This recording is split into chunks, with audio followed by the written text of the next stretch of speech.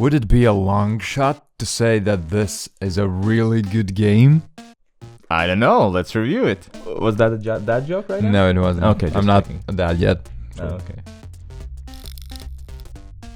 So this is the review for the board game Long Shot, the dice game. The good and bad about it. By the end of this video, you will know if this is a game for you. We have 6 burning questions that we will answer in this video. But before we do that, Giannis, what is this game all about? It's about horses.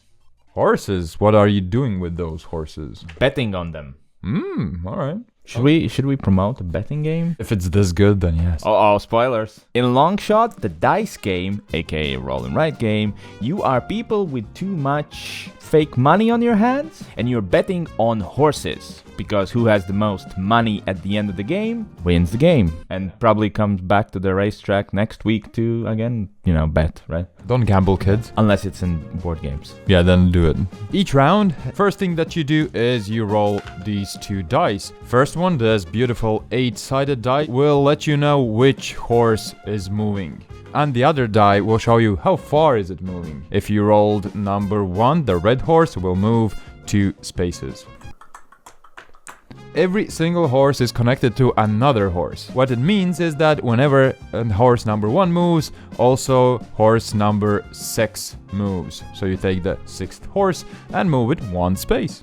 It's always just 1 space. The 4th and final thing happens, which is players take 1 action each. So these actions either let you buy a horse or cross out things on your player board. It gives you more money. It gives you bonuses to move the horses extra spaces or move horses backwards. It lets you, and it's the most important thing, bet on horses. Yeah, and all these actions will at the end give you more money or make you risk more money to try to get more money. It's all about money in this game. So that is the game, and we're gonna talk a lot more about it a bit later, but we should jump to the first question now. Who would you buy this game? 2-1. Everyone over 14? Because the game box says it's 14. Kids could play it as well, much younger kids than 14. The most complex thing about this game is the texts on the horses and how they work. Don't worry, we forget to use them all the time. So no problem there. You just forget that they are there, and then that's not a problem. Everyone can play this game, even your grandma. And it's very, very light game, yet very challenging, and that's why gamers would like it as well. Everyone would enjoy this game, I think. Well, I have seen our previous non-gamer draft. I drafted it there, even though I hadn't played it at that time. Oh, that's sorry, I'd say. Played it at that time. And I'm glad I did, because it is amazing for non-gamers. And just like you said, gamers alike. What are the 3 best things about this game? My number 3 is excitement. I always like dice rolling, but not always I like when somebody else is rolling dice. I don't care who's rolling dice, and it's ups and downs and just so much emotion, just 2 dice. A lot of things about this just feels quick, exciting, and just like a horse race. Never felt like this game drags. I'm gonna actually put it in my first spot, and I called it dynamic. This game really feels dynamic. Even if the first horse is like over here and almost finished, and another horse is like barely started, there's still a chance he can catch up. And it's so fun to see that happen. There's so much action and anxiety. Please be mine, please. It's quick and easy. First of all, you will play this game, well, maybe up to 30 minutes, I think. It says 25 here in the box. Sometimes if you play with like 2 players and everybody knows the rules, it's much quicker than that. The most important thing is you roll these dice, move the horses, and everybody quickly does their turn. But overall, this game feels really quick, and it moves very smoothly, and there's no downtime at all. Cross one thing out, basically, or write one thing in, and that's just basically it. It's quite simple. It's presentation or the whole package, basically. Colorful. I like the artwork. I like the puns on the names of the horses. It's really nice, and for like $25, I feel that's one of the best purchases I've made in a very long time. Second place, I place balance.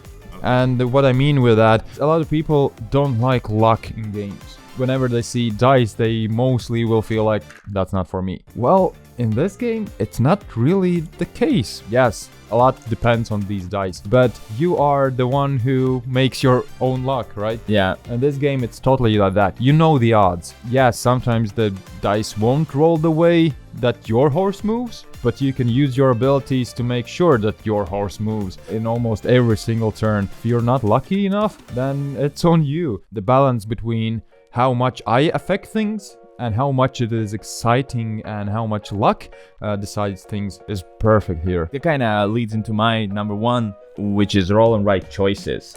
This is a roll and... Sorry. What the hell is happening there? Seriously. It's... What? Well, it's my number one. Yeah. Number two right under here. President... Oopsie. I'm sorry I'm wasting your time with this.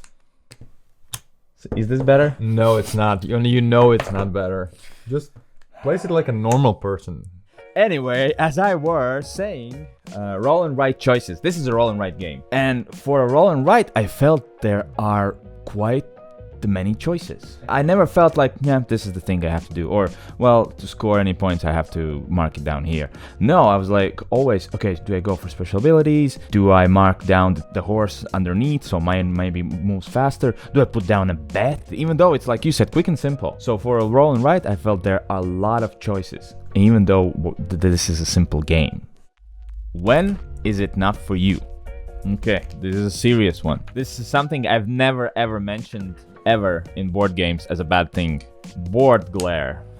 In some lightings, very hard for me to see the lines, especially since the lines are brown. For example, right now, I can't see where the lines are here. And it's not just because we have the studio lights here. Sometimes even when the sun shines in a specific angle, it will be very hard to see.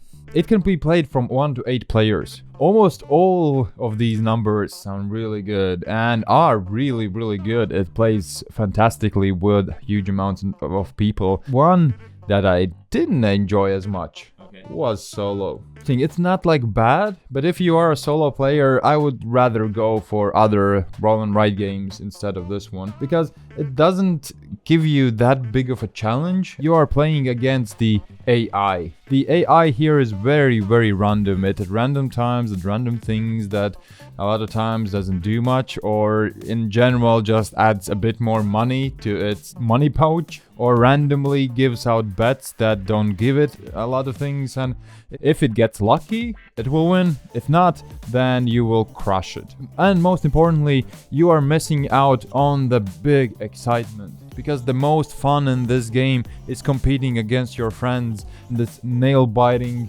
action, whose horse is gonna be the first one over the finish line, and you crossing out -3 and moving his horse 3 spaces back. None of that in the solo game. And if you are mainly a solo player, then don't buy this game. It's not for you. A small thing which I mentioned is actually not bad in this game as well, so this is not important at all. But yes, luck. And yes, the dice will from time to time decide who's the winner of this game. It won't bother 99% of you, so don't worry about it, unless you are that 1%. How long is the honeymoon? 3, 2, 1. Honeymoons are short, but marriages are forever, right? At least they should be. Yeah. And I think you can take it out of your shelf almost whenever, and I don't see me getting bored of this game, like ever. Yeah, I totally agree. A while back, we reviewed Seven Wonders Architects, and this is my second go-to quick game. They both play a big number of players. They both play in 20-30 minutes max, and this wins out on being way more compact. I can throw this in the bag and take it with me whenever. Pick out any of them, play with almost anyone in a really quick amount of time with a lot of people. And that's just a very good niche to fill in my collection. And even with gamers, okay, we still have 30 minutes until somebody arrives. You play this. What is the best alternative? 3, 2, 1. Las Vegas. Oh wow, yeah, that's a good, right? Also about betting yeah. and casinos, and it's a really quick game, really simple. What I love about this game, and in that one as well, there's quite a lot of interaction between players, but overall there's a lot of interaction. It's quick, it's funny, But it's betting, it's this excitement about your actions, and also a bit calculative, which is really fun. So if you like this one, you will love this one. Mine's Downforce. Downforce is also a racing game. It's about cars, and you're also betting on cars, and you're also getting cars for yourself. So each player will control a car. So you want your car to be in the first 3 places, but you can bet on somebody else's cars as well. And a very similar thing there is that you play a card, and the card has multiple cars on them, and all of them will move. So you will move other players' cars as well, except it's just way bigger and it takes a bit longer to play and maybe a bit more complex, but not by much. But has the same similar feel, and my kids like this, and my kids like Downforce as well. So what is the final rating? It was a long con. I hate this game. That glary board, can't take this. Yeah, it's a deal breaker. 2, 1. I must have. Wow, it's been a while. It's been a while Since for we sure. both have had this as a must-have, right? Our must-haves are Dune Imperiums and Nemesis and these big games. But this one rightfully fits in that category for sure, because there's nothing really wrong with it. No. It's really fun, really quick, there's excitement about it, and in that niche where it like stands, it's a brilliant game. What it sets out to do, it accomplishes excellently. It's accessible rules-wise, money-wise. It doesn't take a lot of space. It's easy to play with a lot of players, easy to take with you. I can keep piling and piling all these amazing things that this game has. It's just something I think everyone should have there in their collection, unless you really hate dice. Other than that, an absolute must-have. And I hope you know if this game is for you. Yes, it is. No, all that's left for you to do is like, subscribe, and come back for the next video. Also, check our Patreon if you have time, or if you don't have time, please check it out as well. Anyways, thank you for watching, and see you next time.